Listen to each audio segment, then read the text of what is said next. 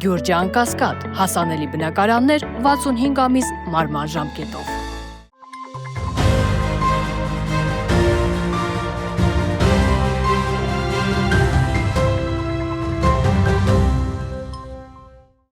Բարև ձեզ, այսօր Փաստ ինֆոյի հյուրը ազգային ժողովրդավարական բևեռի պատգամավորի թեկնածու Արմինե Սախոյանն է։ Բարև ձեզ Տիկին Սախոյան, շնորհակալ եմ հրավերն ընդունելու համար։ Բարև ձեզ, ես եմ շնորհակալ հրավերի համար։ Տիկին Սախոյան, այսպես վերջին շրջանի ավանդական դարձած հարցերից մեկը, ինչպես է գնահատում Հայաստանում քարոզարշավը եւ դրա ընթացքը։ Եթե խոսում ենք ընդհանուր քարոզարշավի մասին, իսկ ես կարծում եմ հարցը ընդհանուր քարոզարշավի մասին է, ապա կարող եմ ասել, որ քարոզարշավը շատ անհավասար պայմաններում է ընթանում։ Արդեն իսկ քաղաքացիական պայմանագիրը փետրվարից սկսել է իր քարոզարշավը։ Իհարկե իրենք ներկայացնում են, որ դա ներկուսակցական է, ինչ որ բայց հանդիպումներ են ունենում եւ ըստ էության անհավասար պայմաններում ակնկալել արդար ընտրություններ մի փոքր զավեշտալի կլինի, իսկ ինչ վերաբերում է նրան, ինչպես է ընթանում ազգային ժողովրդավարական բևեռի քարոզարշավը, մենք քարոզարշավ ենք իրականացնում Երևանի վարչական շրջաններում, մարզերում ենք եղել, Գյումրիում, Արտիքում, Սպիտակում եւ դեռ շարունակման այդ փուլի մեջ է։ Ասեմ, որ հետաքրքիր է քաղաքացիների վերաբերմունքը, շատ ջերմություն կա, իհարկե, երբ ազգային ժողովրդավարական բևեռ վերցնում են եւ բուլետը տեսնում են, շատ դեպքում ասում են ովքեր են իրենք, բայց իրենց հիշեցնում ենք նաեւ, որ սասնածռերն են եւ այդ դեպքում ասում են, իրենք կարելի է իրենց ընտրել եւ օգտվելով առիթից սկզբում երևի պետք է նշեի նաեւ, որ ազգային ժողովրդավարական բևեռի վարչապետի խորհրդանշական թեկնածուն Վարուժան Ավետիսյանն է, որը ցավոք այս պահին անազատության մեջ է, սասնածռեր խմբի ապստամբն է եւ սասնածռերը մինչ այսօր անազատության մեջ են անարդարացիորեն եւ ընդհանրապես Հայաստանում ընթացող այս քարոզարշավը կարծես նաև ժողովրդի նյարդերն է շատ լարում, որովհետև անարդարության դրսևորումները մենք կարող ենք ասել, որ ամեն օր տեսնում ենք։ Վերջին շրջանում Նիկոլ Փաշինյանը իր քարոզարշավի ընթացքում հունից դուրս է գալիս քաղաքացիների հետ շփումների ընթացքում, անգամ վիրավորում եւ սպառնում է։ Ձեր դիտարկմամբ սա ինչի ցուցիչ է։ Հոգեպես անհավասար վիճակում է գտնվում, թե հատուկ մարտավարություն է ագրեսիայի միջոցով իր ընտրազանգվածին մոբիլիզացնելու համար։ Նիկոլ Փաշինյանը միշտ է հոգեպես անհավասարակշիռ վիճակում, սա արդեն իսկ փաստ է, բայց դրան զուգահեռ կա նաև այն հնարավոր է դիտավորությունը, հնարավոր է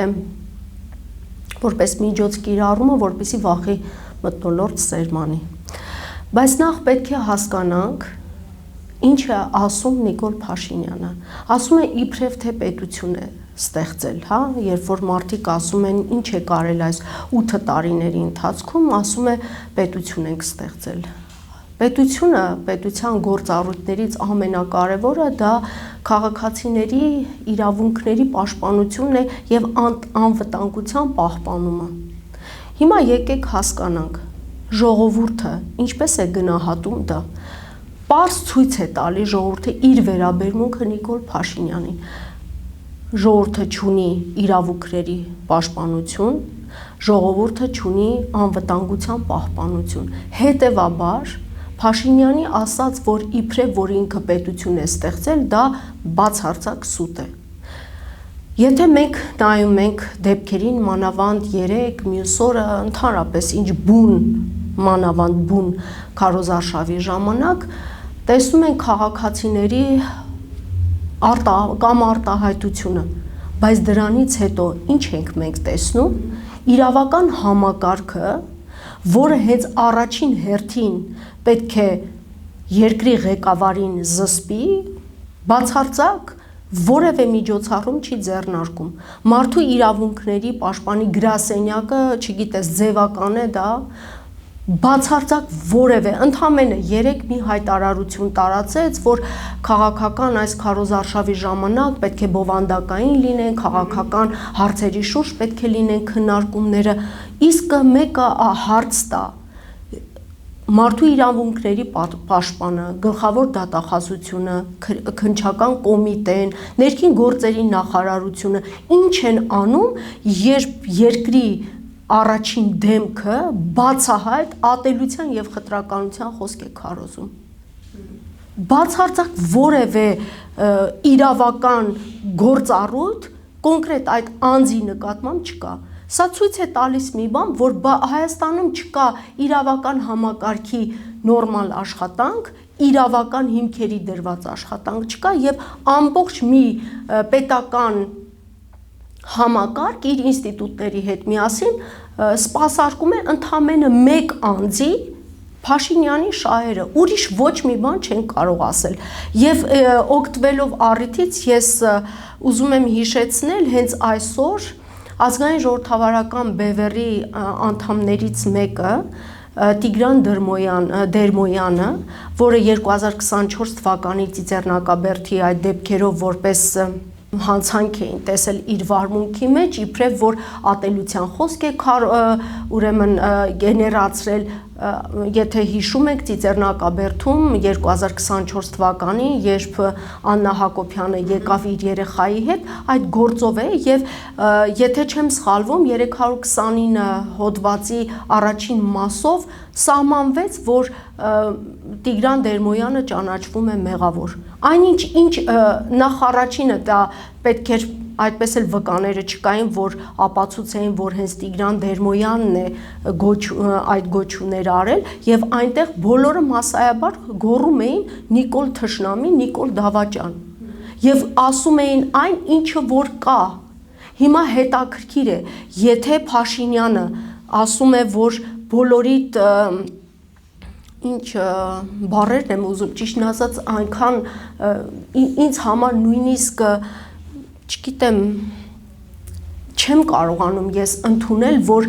մեր ժողովրդին այս աստիճան հենց Նիկոլ Փաշինյանն է նվաստացնում, ասելով, որ բոլորիդ կփակեմ, բոլորիդ չգիտեմ կպատժեմ, ես չեմ ուզում իր բառերը պարզապես ասել։ Ստացվում է Նիկոլ Փաշինյանին կարելի է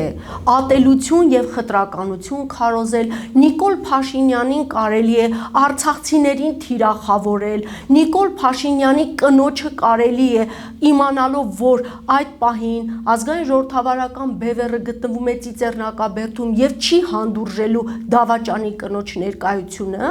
կարելի է սադրել, ամեն ինչ իրենց կարելի է, բայց Հայաստանի Հանրապետության հպարտ քաղաքացուն, հա, ինքն էլ չի ասում, դուք Հայաստանի Հանրապետության հպարտ քաղաքացիներն եք, Հայաստանը 3 միլիոն վարչապետ ունի, բայց այդ վարչապետերից մեկը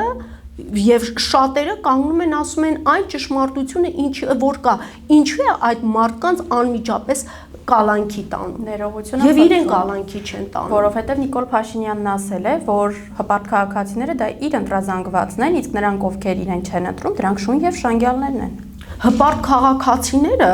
688,000-ը երբ 2021 թվականին ընտրել են Նիկոլ Փաշինյանի, այդ 688,000 ընտրողներին է հենց խաբել առաջին հերթին Նիկոլ Փաշինյանը եւ այդ մարդկանցից շատերը արդեն իսկ այս քարոզարշավի ժամանակ մոտենում են եւ իրեն դեմ արդեմ ասում են, որ մենք ընտրել ենք, մեկը ասում է կոտրվեր ձեռքս, մեկը ասում է սև լիներ այդ օրը, դա քաղաքացիական հասարակության վերաբերմունքն է պետության ղեկավարին, իսկ պետության ղեկավարը հենց ինքը իր տեղում չի, ինքը չի կարողանում ապահովել ոչ իր քաղաքացիների իրավունքները, ոչ անվտանգությունը, հետևաբար ստացվում է, որ այս ամբողջ մի պետական համակարգը իր բոլոր վարչական ռեսուրսներով, ֆինանսական բոլոր ռեսուրսներով ծառայում է Փաշինյանի եւ քաղաքացիական պայմանագիր կուսակցությանը, ուրիշ ոչինչ։ Տեսեք Նիկոլ Փաշինյանը իր պորտկումների ժամանակ նաև երկրի նախկին առաջնորդներին թիրախավորում է, սպառնալիքներ տեղում նրանց հասցեին, մեղադրանքներ եւ այլն։ ԱԺԲ-ն եւս հայտնի իր կոշտ ռետորաբանությամբ, իր քննադատական մոտեցմամբ թե նախկինների, թե ներկաների նկատմամբ, ձեր դիտարկմամբ օրինակ այս ամենը մտավախություն չկա, որ կտանի երկրում ներքին բախումների, որովհետեւ ԱԺԲ-ն եւս կարծեք թե դիրքավորված է որպես ընդդիմադիր, հա, քաղաքական ուժ, այս դեպքում ստացվում է, որ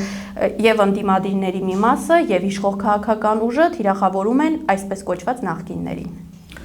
Թույլ տվեք բացարձակ չհամաձայնել այդ զուգահեռման հետ, դրանք բացարձակ մեկը մյուսի հետ զուգահեռելու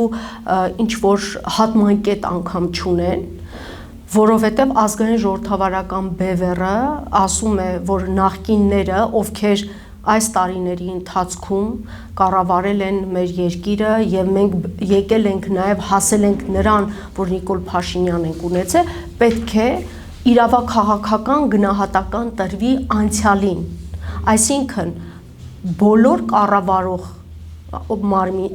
ուրեմն անձինք, ովքեր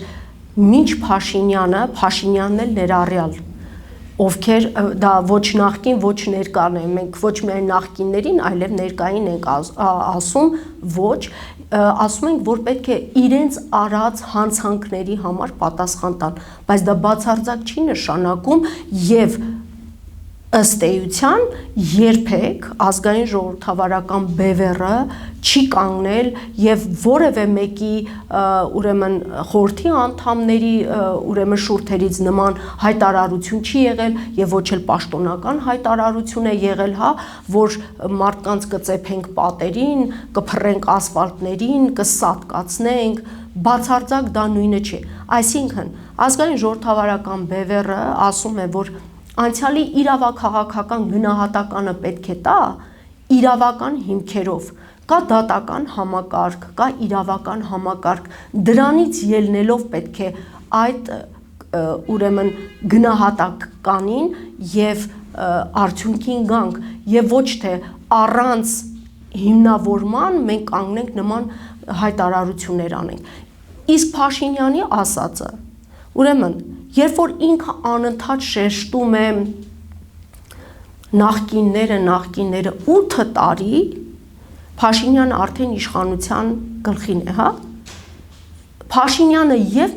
նախկին է, եւ ներկա է։ Իրեն հնարավորություն էր տրված, չեմ հաշվում 2018-ից, հա? Չնայած 2018-ին, երբ որ մարդիկ դուրս եկան փողոց, որոնցից մեկը նաեւ ես եմ եղել այդ ժամանակ, ես դուրս եմ եկել արդարության համար, բայց ժողովուրդը բացարձակ արդարություն չի տեսել այս 8 տարիների ընթացքում։ Մենք անընդհատ տեսել ենք բռնոցի պահմտոցի։ Եթե կա հանցանք, ինքը անուններ է, չէ, հնչեցնում։ Եթե կա հանցանք, ինչու այդ մարդիկ իրենց հանցանքի պատիժը չեն կրում։ Եթե չեն կրում, նշանակում է այլևս անհեթեթ է նման բաներ խոսել եւ պարզապես դա միտված է մի բանի, որ մեր հասարակությանը բաժանել, բևեռացնել, որպեսզի համախմբում չլինի եւ այդպես հնարավոր լինի հասարակությունը կառավարել։ Տիկին Սախոյան, տեսեք, Նիկոլ Փաշինյանը նաև հայտարարում է, որ ընդդիմության առաջնորդները Երանի են տալու երկրից փախչելուն։ Տպավորություն է ստեղծում, որ անկախ ընտրությունների ելքերից եւ արդյունքներից Հայաստանում 2026 թվականի հունիսից հետո ժողովրդավարությունը տոտալ վերանալու է եւ մտավախություն կա, որ անգամ բռնություններ կարող են լինել։ Այս դեպքում օրինակ բևեռի դիրքավորումը կամ քայլերը որոնք են լինելու։ Եթե մեր նկատմամբ բռնություններ լինեն, մենք բացարձակ ճիշտն ասած ոչ վախենալու ինչ որ բան ունենք, որովհետև առ այսօր էլ մեր նկատմամբ տարբեր աջակիցների նկատմամբ քրեական հետապնդումներ կան, Տիգրան Դերմոյանի դեպքն էլ դա պատահական չէր, որովհետև իրենք լավ գիտակցում են, որ եթե պատժի չափը դրված է նվազագույն աշխատավարձի 20-պատիկ չափը, թե եթե չեմ սխալվում իհարկե, դա ընդհանրապես մեզ ինչ որտեղ ռեսուրսներից կտրելու, հա, դրան է միտված, բռնություններից մենք որևէ վախենալու բան չունենք, որովհետև ազգային ժողովրդավարական բևեռը այս տարիների ընթացքում տասնամյակներ, եթե չասեմ տասնամյակներ, գոնե 10 եւ ավել տարիներ ազգային ժողովրդավարական բևեռի մարդիկ այդ շարժման մեջ իհարկե տարբեր անվանումներով է մինչ ազգային ժողովրդավարական բևեռը եղել Սասնածռեր, նախախորհրդարան, հիմնադիր խորհրդարան, բոլորը թե Ժիրայր Սեֆիլյանը, թե մեր падգամավորության թեկնածու Գևորգ Սաֆարյանը անցել են այդ բռնությունների ճանապարհով, այսօր էլ հենց ազգային ժողովրդավարական բևեռի խորհրդանշական վարչապետը Վարուժան Ավետիսյանը այդ բռնության զոհն է, որովհետև ըստ էության օրենքը, դատարանները որևէ փաստ չեն արձանագրել, որ այն ինչը որ ասում են, իբրև թե ահաբեկչություն կամ ինչ-որ բան չի հաստատվել նման բան։ Հետևաբար բռնությունները մեր նկատմամբ անընդհատ են։ Իսկ ինչ վերաբերում է Փաշինյանի բռնություններին, ես կարող եմ դիպուկ զուգահեռ տանել։ Մեկ Ալիևն է հայ ժողովրդին ուրեմն սպառնում եւ մեկ էլ Փաշինյանը, որևէ տարբերություն չկա սպառնալիք Նիկոլ Փաշինյանի եւ սպառնալիք Ալիևի միջեւ, բացարձակ նույն կոնտեքստում է, նույն տրամաբանության մեջ է, նույն քաղաքականությունը, նույն հիբրիդային պատերազմն է վարում Փաշինյանը, ինչ որ անում է մեզ հետ Ալիևի իշխանությունը։ Տեսեք, ԱԺԲ-ն իրեն դիտարկում է որպես երրորդ ուժ, սակայն ընտրություններում որպես Նիկոլ Փաշինյանի հակառակորդներ կան նաև այլ հավակնոտ ուժեր։ Ձեր դիտարկմամբ այս պահին օրինակ ով կամ որ ուժն է Նիկոլ Փաշինյանի իրական ընդդիմադիրը, եթե չասենք թշնամին։ Այս ընտրությունները, եթե մենք ասենք գաղափարական ընտրություններ, ապա դա սխալ կլինի։ Այսօրվա 2026 թվականի հունիսի 7-ի ընտրությունները դրանք ընդհանրապես ապացուցում են մի բան, որ ռեսուրսների պայքար է։ Եթե մենք իրական ենք նայում ամեն ինչին եւ չենք ուզում ոչ մեզ խաբել եւ ոչ էլ խաբել մեզ դիտող հայրենակիցներին, ապա պետք է ասենք, որ ռեսուրսների կռիվ է։ Տեսնում ենք Նիկոլ Փաշինյան, քաղաքացիական պայմանագիր, որը ունի վարչական մեծ ռեսուրսներ, անկաշկանդ այդ ռեսուրսներից օգտվում է, իմիջիայլոց մեզ դիտողների ասենք, որ ուրեմն հեռուստաաշտարակի վրա այդ 4 ժամվա մեջ մի քանի անգամ 40 վայրկյանանոց գովազդը, որ պտտվում է, երեք էլ ԿՊ-ից մեկը ցույց էր տալիս, դա արժի 5 միլիոն դրամ։ Հետաքրքիր է քաղաքացիական պայմանագրին որտեղից այդ գումարները։ Այսինքն անսահմանափակ ռեսուրս ունի Նիկոլ Փաշինյանը պետության հաշվին, հենց ձեր հարկատուների հաշվին, սիրելի հայրենակիցներ, սա փաստ ենք, որ ձեր գրպանի հաշվին նա իրականացնում է իր աթոռի պահպանությունը եւ վերընտրությունը։ Եվ մյուս ուժը, եւ որ մենք տեսնում ենք, դա ուժը Հայաստանն է, որը էլի ռեսուրսներ ունի։ Մենք գալիս ենք գաղափարական որպես ուժ եւ վստահ կարող ենք ասել, որ մենք խորհրդարանում կարող ենք լինել այլընտրանք։ Դրա վկայությունն է մեր անցած ճանապարհը, դրա վկայությունն է մեր անցնող ուղին եւ այն գործունեությունը, որը այս պահին էլ մենք ծավալում ենք։ Ես օգտվելով առիթից պետք է նշեմ, որ մենք շատ մեծ լոբիստական արդեն 4 տարի է լոբիստական աշխատանք ենք իրականացնում եւ ԱՄՆ-ում եւ Եվրոպայում եւ մենք միակ ուրեմն քաղաքական կուսակցությունն ենք, որ այդ լոբիստական աշխատանքի շրջանակներում եւ հայ առաքելական եկեղեցու նկատմամբ բռնաճնշումների վերաբերյալ եւ արցախցիների նկատմամբ այդ ատելության խոսքի խտրականության, ինչպես նաեւ Բաքվում պահվող ռազմագերիների վերաբերյալ մեծ քննարկումներ, կոնգրեսում լսումներ ենք կազմակերպել եւ որոնց մասին անընդհատ խոսում ենք եւ որոնց վերաբերյալ արդեն բազմաթիվ հոդվածներ են գրվել, ընդհանրապես Հայաստանում ժողովրդավարության բացակայության վերաբերյալ Նիկոլ Փաշինյանի որպես բռնապետ, Նիկոլ Փաշինյանի այս ոչ ժողովրդավար կառավարության վերաբերյալ բազմաթիվ հոդվածներ են արդեն տարբեր պարբերականներում ներկայացվել, այսինքն այս ծավալի աշխատանքը, որ մենք անում ենք չլինելով իսկ խորհրդարանական կուսակցություն, ապա պետք է պատկերացնել, եթե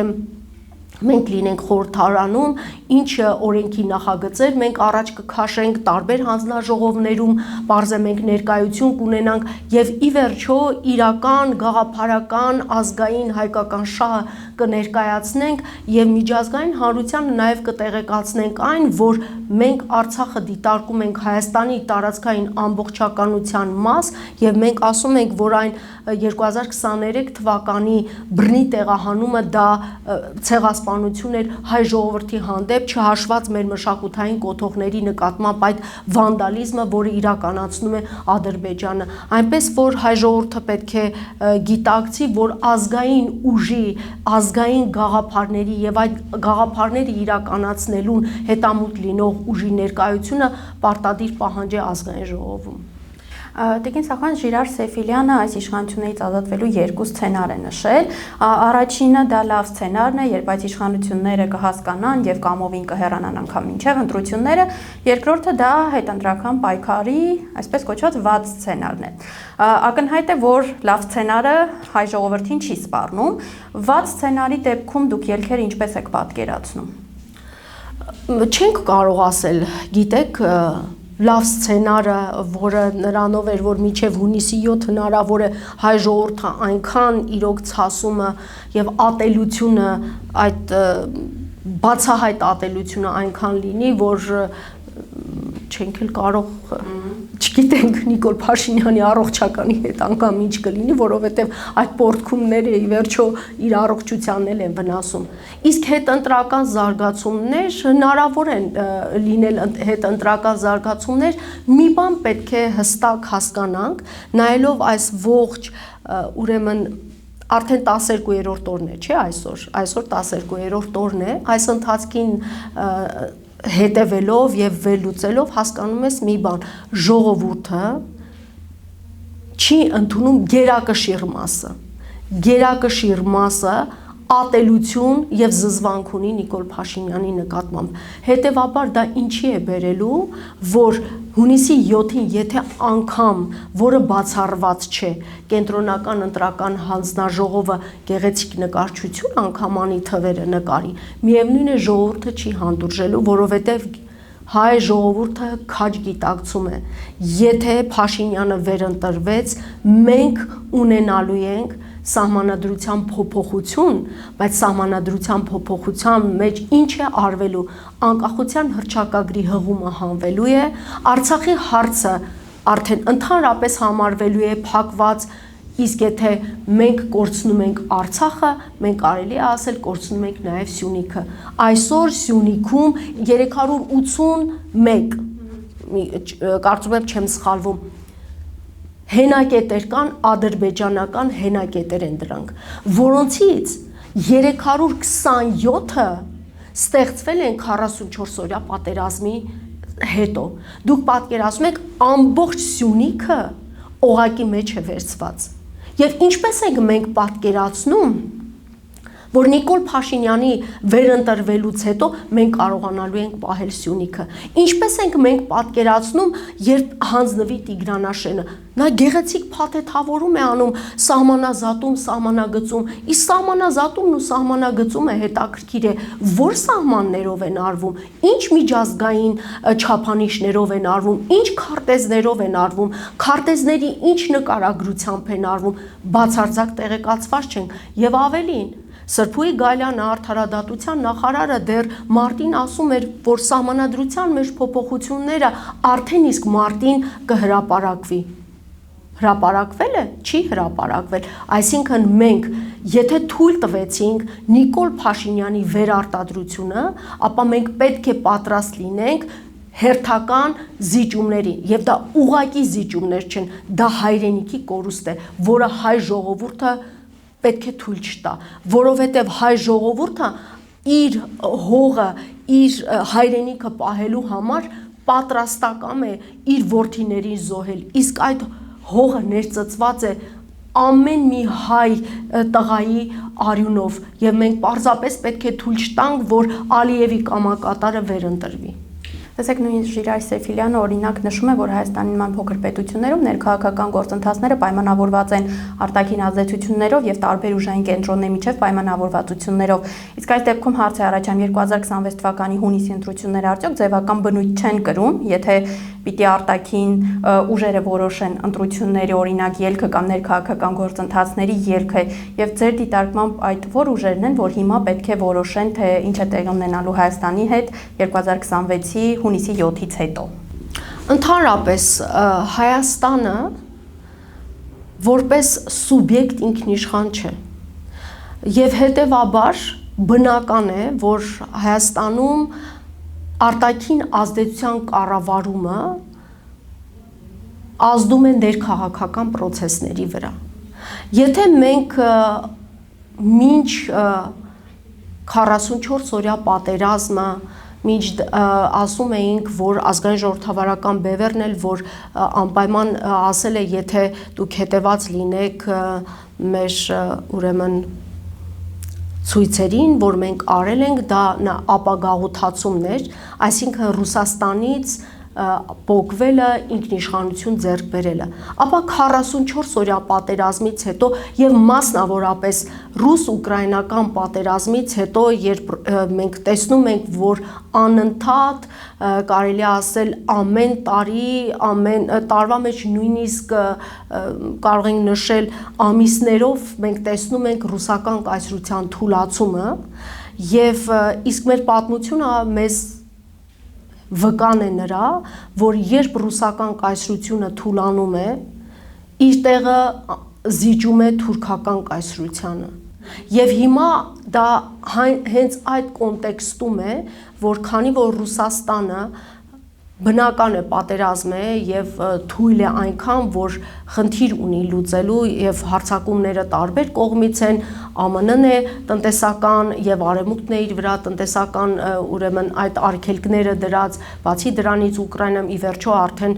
4 տարի եւ կես է պատերազմի մեջ է, հետեւաբար պետք է այդ ընդունում հանձնումը լինի եւ ռուսներին, Ռուսաստանին ձեռնտու է, որպիսի տարածաշրջանը Թուրքիային հանձնվի։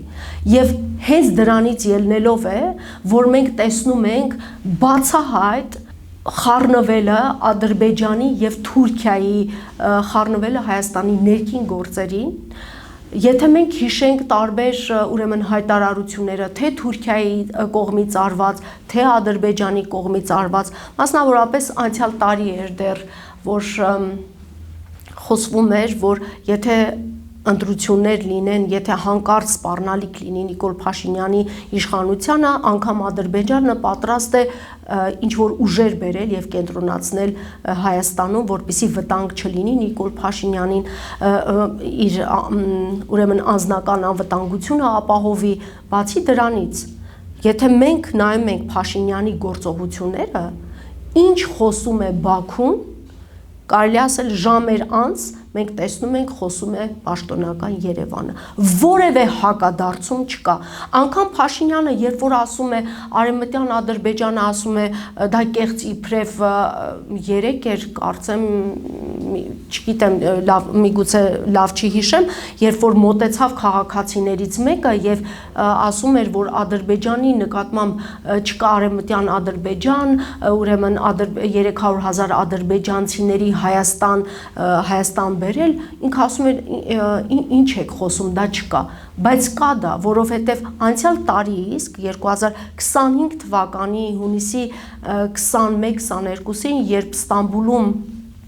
տեղի ունեցավ թուրքական աշխարհի, իսլամական աշխարհի երկրների համագործակցության այդ համաժողովը, արդեն այնտեղ իսկ հայտարարվեց եւ 26-րդ հոդվածով հստակ ամրագրվեց, որ 300,000 ադրբեջանցիները պետք է գան Հայաստան եւ բացի դրանից, եթե մենք հետևում ենք ուրեմն լրատվությանը Ադրբեջանից, ապա մենք տեսնում ենք, որ արևմտյան Ադրբեջան այդ զավթողական քաղաքականությունը արդեն պետական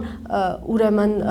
հովանավորություն ունի, այնտեղ կա նույնիսկ հեռուստաընկերություն, հենց ակադեմիայում, Ադրբեջանի ազգային ակադեմիայում մեծ